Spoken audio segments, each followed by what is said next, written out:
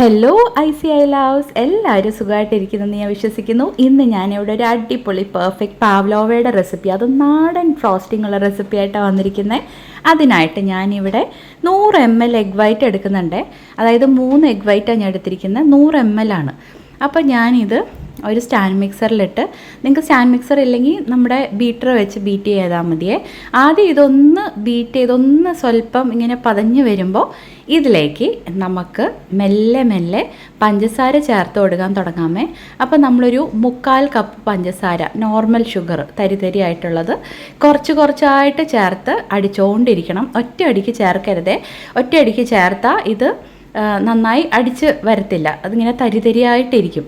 അപ്പം കുറച്ചായിട്ട് ചേർത്ത് കൊടുത്ത് അടിച്ചുകൊണ്ടിരിക്കുക. നമുക്ക് നല്ല സ്റ്റിഫ് പീക്ക് ആവണം ഇത്, അതാണ് എയിം. അപ്പം നമ്മൾ ഇതിലേക്ക് സ്വല്പം വാനില എസൻസ്, പിന്നെ ഒരു 1/2 ടീസ്പൂൺ കോൺഫ്ലോർ ചേർത്ത്, പിന്നെ ഒരു സ്വല്പം വിനീഗർ, ഒരു 1/2 ടീസ്പൂൺ വിനീഗറും കൂടെ ചേർത്ത് നന്നായി നമുക്ക് ബീറ്റ് ചെയ്തെടുക്കാം. ഇപ്പോൾ ദാ നല്ല പെർഫെക്റ്റ് ആയിട്ട് സ്റ്റിഫായിട്ട് വന്നിട്ടുണ്ട്. ഈ പരുവാവണേ. ഇപ്പം നമുക്ക് ഇത് എങ്ങനെയാണ് ബേക്ക് ചെയ്യുന്നതെന്ന് നോക്കാം. അതിനായിട്ട് ഒരു ട്രേ എടുക്കുക, ബേക്കിംഗ് പേപ്പർ ഇടുക, എന്നിട്ട് ഇതുപോലൊരു വട്ടത്തിലൊരു പാത്രം വെച്ച് നമുക്കൊരു റൗണ്ട് ഇട്ടെടുക്കാം.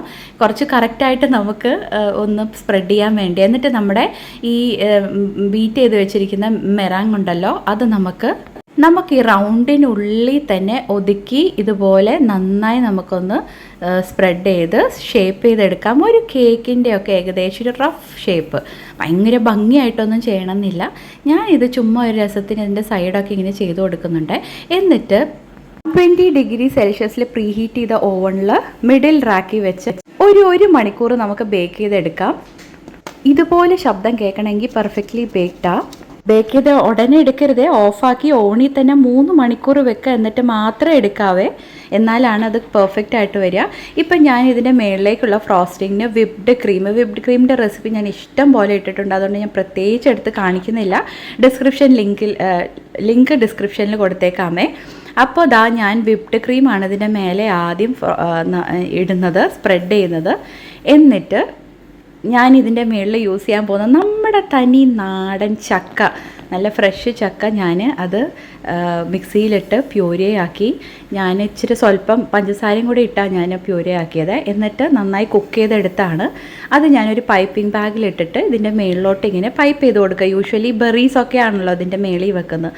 അപ്പം നമുക്ക് നാടൻ ടച്ച് കിട്ടാൻ വേണ്ടി ഞാൻ ഈ ചക്കയാണ് പൈപ്പ് ചെയ്ത് കൊടുക്കുന്നത്. അപ്പം മറക്കണ്ട, നമ്മൾ ഈ പാവ്ലോവ റെഡി ആയ ശേഷം, അതായത് ഓവനിൽ 1 hour ബേക്ക് ചെയ്ത ശേഷം ഓവൻ സ്വിച്ച് ഓഫ് ചെയ്തിട്ട് തുറക്കാതെ അങ്ങനെ തന്നെ വെച്ചേക്കുക. ഒരു 3 മണിക്കൂറോളം അത് അതിനകത്ത് തന്നെ ഇരിക്കട്ടെ. അപ്പോഴാണത് കറക്റ്റായിട്ട് അതിനകത്ത് ഉള്ള ചൂട് വെച്ചിരുന്ന് സെറ്റാവുന്നത്. എന്നിട്ട് മാത്രമേ എടുക്കാവേ.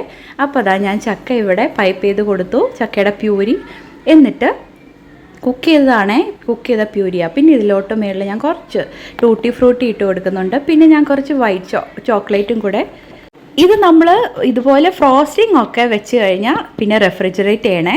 അല്ലാതെ പ്ലെയിൻ പാവ്ലോവ നിങ്ങൾക്ക് സ്റ്റോർ ചെയ്യണമെന്നുണ്ടെങ്കിൽ ഒരു എയർ ടൈറ്റ് കണ്ടെയ്നറിൽ റൂം ടെമ്പറേച്ചറിൽ തന്നെ സ്റ്റോർ ചെയ്താൽ മതി, 1-2 ദിവസത്തിന്. അതിന് മേളിൽ സ്റ്റോർ ചെയ്യരുതേ. അപ്പോൾ ഇതാ നമ്മുടെ അടിപൊളി യമ്മി നമ്മുടെ നാടൻ ടച്ചുള്ള പാവ്ലോവ അവിടെ റെഡിയായി.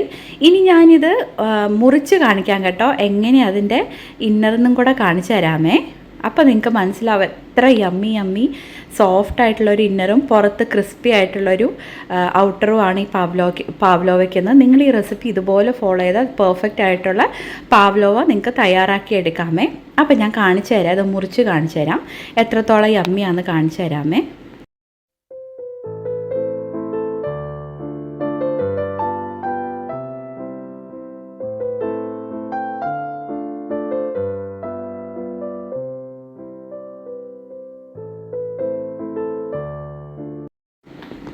അപ്പോൾ അതാ ഞാനിവിടെ മുറിക്കാൻ പോവുകയാണേ.